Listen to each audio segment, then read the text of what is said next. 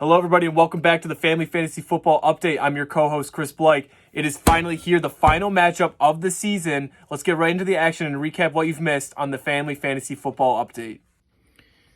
All right, first round of the playoffs is over. We have Team Gerzik defeating Campbell Soup 200 to 179 for our first spot in the championship.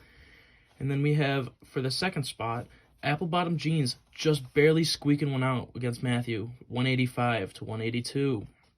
In the 5-6 game, we had Team Newbie versus Know How version 2. We have Know How beating Team Newbie 192 to 169, leaving Chris to play in the Crispy Cobb Bowl. And Team Newbie, with her first year highest finish possible, is now place number 7.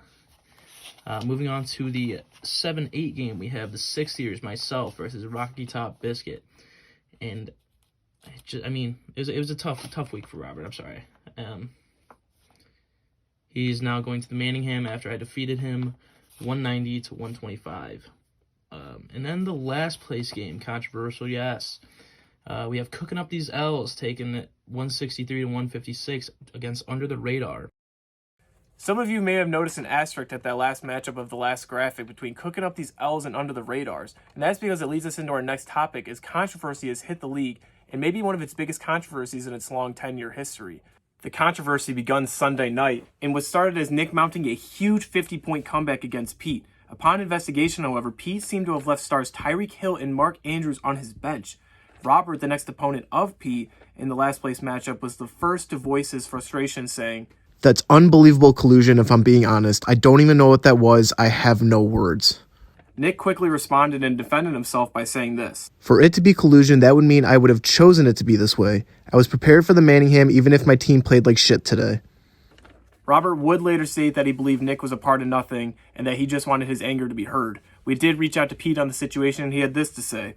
He started setting his lineup Sunday morning but was sidetracked and didn't get around to finishing it before majority of the games had already started. The three commissioners later convened about possible ramifications against Pete and Under the Radars. One commissioner even stated a 10 to 20 point penalty for Uncle Pete would suffice, because this is not the first time Pete has failed to set a proper lineup. The 10 to 20 point penalty for Pete against Robert, however, was shut down by the other two commissioners, and they have agreed that no action will be taken. The last place Manningham matchup between Robert and Pete will go on as normal. Speaking of final matchups, let's see what the end of the season has in store for us. We'll start at the bottom with the last place Manningham game, as we discussed, between Robert and Uncle Pete. Both teams are familiar with this last place game. However, Robert has never won the last place trophy.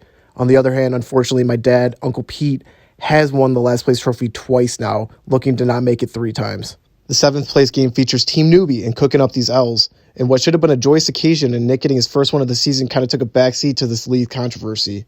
And Georgia looks to get her first postseason win after falling to Know How last week. William has now stated that the 5th place game will be the Crispy Bowl, as Team Know How finds itself in this game for the 3rd straight year as Chris takes on his brother Teddy. We move into the top 4 teams, and for the first time in 5 years, we will not have a Jampatroni in the finals, as Team Matthew and Team Claire both fell in their previous matchup and will be playing against each other in the 3rd place game. And then we go to the final, where we have an all-Gerzik championship. Uncle Bob will take on his son Will, and Will's looking to get his first ever family championship against his dad, who is a previous champion. Now to Dom for the Uncle Pete forecast.